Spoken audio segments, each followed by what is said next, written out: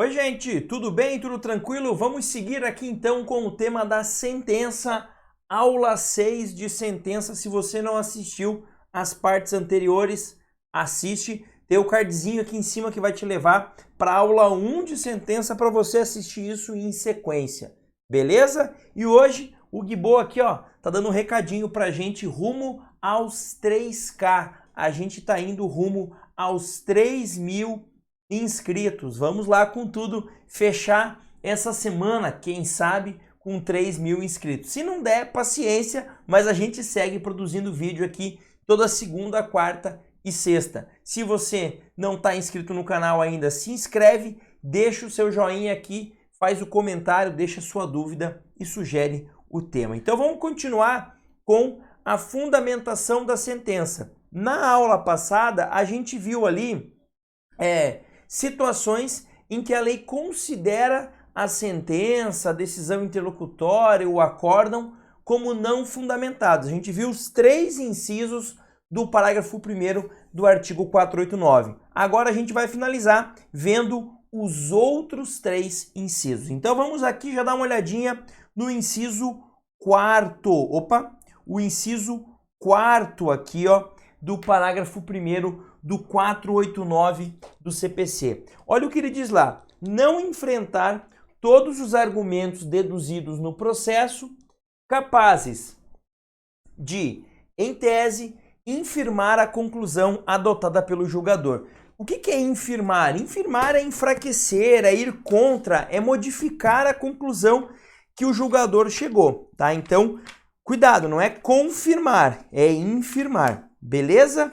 Agora, o que esse dispositivo, basicamente, ele quer dizer? Ele quer dizer o seguinte: quando você tem um processo judicial, você tem argumentos ali da parte autora, você tem argumentos da parte ré, tá?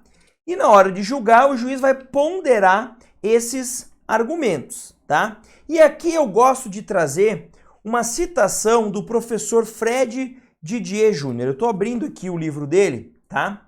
É esse livro aqui, é o volume 2 do curso de Direito Processual Civil, tá? Ele, quando vai comentar esse dispositivo, tá?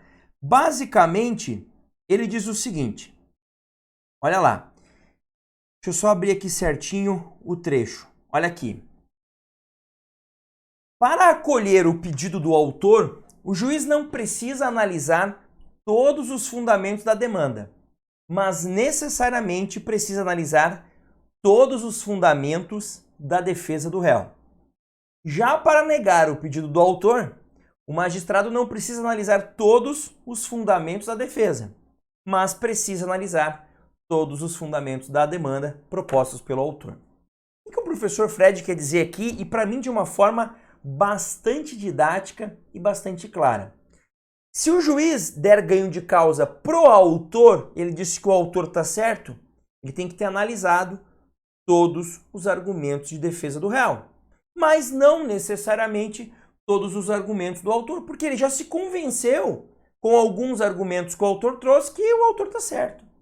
Agora, se ele vai dar ganho de causa pro réu, aí ele precisa ter analisado todos os argumentos do autor.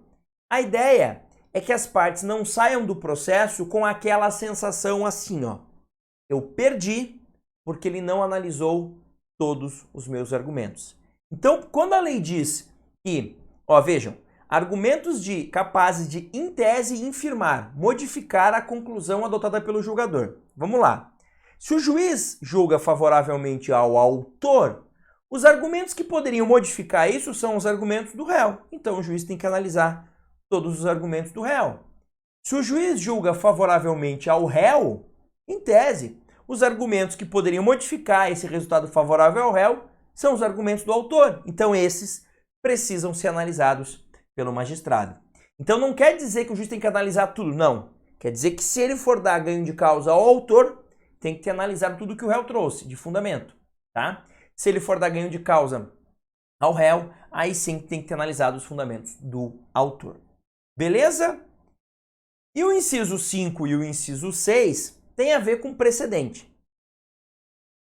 Eu vou fazer a leitura dos dois dispositivos e depois eu explico conjuntamente. Olha lá. O que é não considerado fundamentada? Uma decisão que se limita a invocar precedente ou enunciado de súmula sem identificar seus fundamentos determinantes, nem demonstrar que o caso sob julgamento se ajusta àqueles fundamentos. E 6. Deixar de seguir enunciado de súmula, jurisprudência ou precedente invocado pela parte, sem demonstrar a existência de distinção no caso, em julgamento, ou a superação do entendimento. Aqui, primeira coisa, professor, o nosso sistema é um sistema de precedentes? Sim, é um sistema que deve respeitar os precedentes. O artigo 926, 927 do Código de Processo Civil, vamos trazer isso para a gente. A gente tem, por exemplo, alguns institutos como o julgamento de recursos especiais repetitivos. Isso serve, sem dúvida nenhuma, para criar um precedente. E a ideia é que, uma vez o STJ firmando um entendimento, por exemplo, num recurso especial repetitivo, ou o Supremo, o STF, firmando um posicionamento num recurso extraordinário repetitivo, o ideal é que as instâncias inferiores sigam esses posicionamentos. Mas aqui é importante frisar o seguinte: quando um juiz invoca uma súmula, invoca um julgado, ele não pode simplesmente dizer, olha, eu vou julgar essa situação aqui, porque eu estou aplicando essa súmula. Não. Porque a súmula, porque o precedente, ali o trecho que ele traz normalmente, a tese fixada por um tribunal, são trechos curtos. E eu não consigo identificar por aquele trecho o que deu origem àquele caso que foi julgado. Então a ideia é que eu mostre, na hora de decidir, que esse caso que eu estou julgando agora tem situações fáticas semelhantes àquele que foi julgado pelo Tribunal Superior, por aquele tribunal que firmou o precedente, e que por isso o que foi decidido lá pode ser usado aqui também. A lógica é essa. E o mesmo raciocínio para o inciso 6. O inciso 6, ele dá 2 recados para o juiz. Recado 1, você não precisa seguir uma súmula do STJ, do Supremo, um precedente, se ele não for aplicável ao caso. Mas, e aí vem o segundo recado, para não seguir isso, você tem que demonstrar que esse entendimento não pode ser aplicável ao caso. E não pode por quê, professor? Não pode porque há uma distinção, aquilo que a gente chama de distinguishing, ou seja, o caso julgado lá pelo Tribunal Superior é muito diferente do meu, e essa diferença que há entre esse aqui e aquele lá em cima não autoriza a aplicação desse precedente ou a superação do precedente. Por exemplo, acontece de o precedente ser superado por mudança social, por mudança legislativa. Querem um exemplo? Na vigência do Código antigo, do Código de Processo Civil de 73, tinha um entendimento sumulário do STJ de que, em caso de sucumbência recíproca, ou seja, as duas partes ganharam, as duas partes perderam também, você poderia ter compensação de honorários entre, por exemplo, o autor foi condenado a pagar R$5.000 de honorários para o advogado do réu.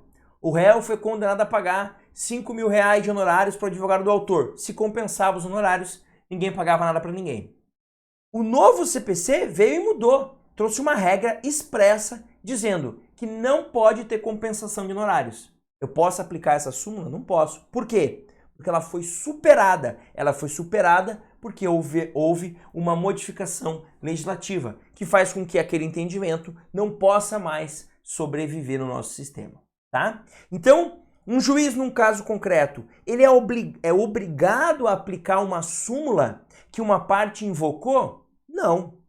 Para aplicar essa súmula, ele tem que mostrar que essa súmula, tá?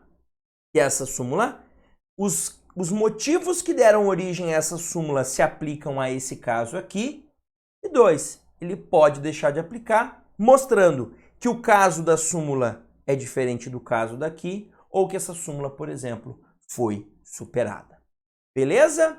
É isso então que eu tinha a trazer para vocês sobre fundamentação das decisões judiciais. Na aula que vem, na parte 7 da nossa sentença, eu vou trabalhar com você os vícios da sentença. E depois a gente parte para a classificação de sentenças e mais alguns assuntos para concluir esse importante assunto do processo civil. Beleza? Me ajuda a chegar aqui agora nos 3.000. Lembrando, seremos o maior canal de conteúdo jurídico do país. Um passinho de cada vez, por isso toda segunda, quarta e sexta tem vídeo novo aqui no canal. Me dá uma força, deixa o seu comentário aqui embaixo, deixa o seu joinha, compartilhe esse conteúdo e se inscreve se ainda não é inscrito. Um grande abraço, bons estudos e até mais.